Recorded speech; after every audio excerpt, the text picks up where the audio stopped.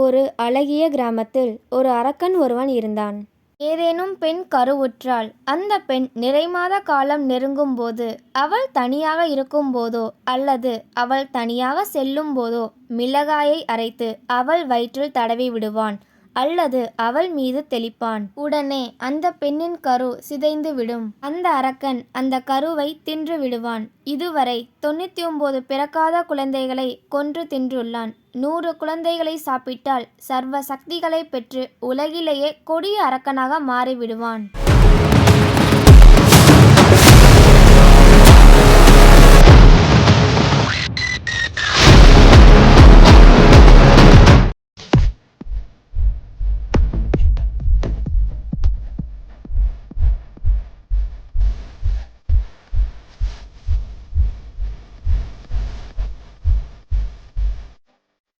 சாதாரணமா எல்லா அம்மன் ஆலயங்களிலேயுமே அம்மன் அமர்ந்த கோலத்திலேயோ அல்லது நிமிர்ந்து நின்ற கோலத்திலேயோ பார்த்திருப்போம்.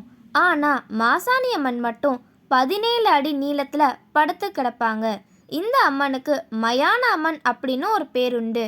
நம்ம இந்த வீடியோல மாசாணி அம்மனுடைய வரலாறு பத்தி பார்க்கலாம். ஒரு அழகிய கிராமத்தில் ஒரு தம்பதியர் வாழ்ந்து வந்தனர். அவர்கள் ஒருவருக்கொருவர் உயிருக்குயிராக நேசித்தனர். அவ்வாறு வாழ்ந்து வந்த நேரத்தில் மனைவி கருவுற்றாள். கணவனும் மனைவியும் அன்பாக இருந்த காரணத்தால் மனைவி தாய் வீடு கூட செல்லாமல் பிரசவத்தை தன் கணவன் முன்னிலேயே நடத்தி கொள்ள விரும்பினாள். நாட்கள் செல்ல செல்ல பிரசவ வலி அதிகமானது.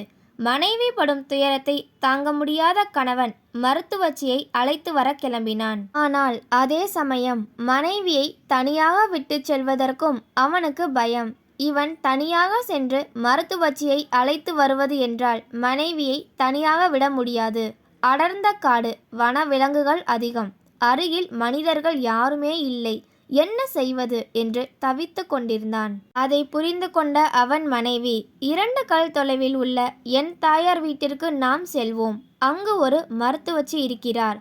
அவர் முக்காலமும் உணர்ந்தவர். தெய்வ சிந்தனையும் நற்பண்புகளும் ஞானத்தால் நடப்பதை அறியும் திறனும் பெற்றவர்.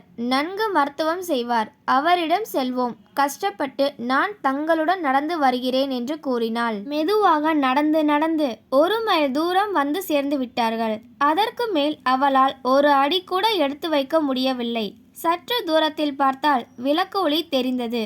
அச்சமயம் கணவனிடம், என்னால் இனி ஒரு அடி கூட எடுத்து வைக்க முடியாது. தாங்கள் சென்று அந்த விளக்கு வெளிச்சத்தில் மனிதர்கள் இருப்பார்கள். அங்கு மருத்துவச்சியும் இருப்பார்கள்.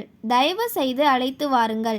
நான் எங்கும் போக மாட்டேன். இங்கேயே அமர்ந்து இருக்கிறேன் என்று உறுதிபட கூறினாள். கணவன் வேறு வழியின்றி அவளை அங்கு அமர வைத்துவிட்டு வெளியே விளக்கு வெளிச்சத்தை நோக்கி சென்றான். மிகுந்த மன வருத்தத்துடன் வேறு வழியின்றி வெளிச்சத்தை நோக்கி சென்று மருத்துவச்சியின் வீட்டு கதவை தட்டினான்.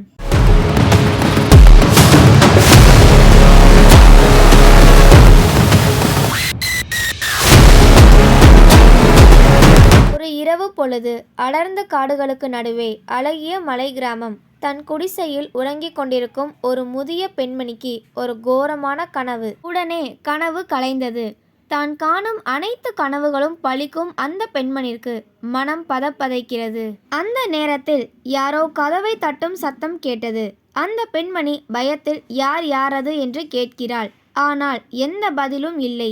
யாரோ கதவை தட்டி கொண்டே இருக்கிறார்கள். மெதுவாக கதவின் அருகில் செல்கிறாள். கதவை மெல்ல திறக்கிறாள். ஒரு மனிதன் மிகுந்த படபடப்புடன், நீங்கள் மருத்துவச்சிதானே? ஒரு அவசர உதவி வேண்டும். என்னுடன் வாருங்கள் என்றான். அதற்கு அந்த பெண்மணி, இந்த நேரத்தில் யாரப்பா நீ? எங்கிருந்து வருகிறாய் என்று கேட்கிறாள். அந்த பெண்மணியிடம் நிலைமையை எடுத்துச் சொல்கிறான். இருவரும் காட்டிற்கு செல்கிறார்கள். அங்கு வந்து பார்த்த பொழுது மனைவியை காணவில்லை. அப்பொழுது மருத்துவச்சி, நான் கண்ட கனவு பலித்து விட்டதே என்று யோசிக்க தொடங்கினாள். அப்பொழுது அவர்கள் அங்கு கண்ட காட்சி இரத்தமுறைய வைத்தது. அங்கு அவர்கள் கண்ட காட்சி, அவனது மனைவியும் புதிதாக பிறந்த குழந்தையும் இறந்து கிடந்ததைக் கண்டு கதறி உடனே அந்த மருத்துவச்சியிடம், அம்மா, தாங்கள் கண்ட கனவு பலித்து விட்டது என்று கூறுகிறீர்களே, தாங்கள் என்ன கனவு கண்டீர்கள்?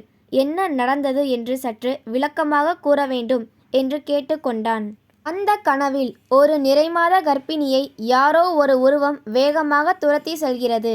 அந்த பெண் பயந்து ஓடுகிறாள். அந்த உருவம் அவளை பிடிக்க தொடங்குகிறது. அவள் வழுக்கி கீழே விழுந்து உயிர் நீத்தாள். அதே நேரத்தில் அவள் உடலிலிருந்து உயிர் பிரிந்து ஒரு பயங்கர ஜோதி ரூபமாய் கோடி சூரிய பிரகாசமாக தோன்றி நீண்ட உருவமாய் திறந்த வாயுடன் கைகளில் வேலுடன் ஆயுதங்களுடனும் அந்த கொடிய உருவத்தை நோக்கி வந்து அவனுடைய மார்பை பிளந்து அந்த பெண்ணின் காலடியில் போட்டு விடுகிறது. இதுவேதான் நான் கண்ட கனவு என்று அந்த மருத்துவச்சி அவள் கணவனிடம் கூறுகிறாள்.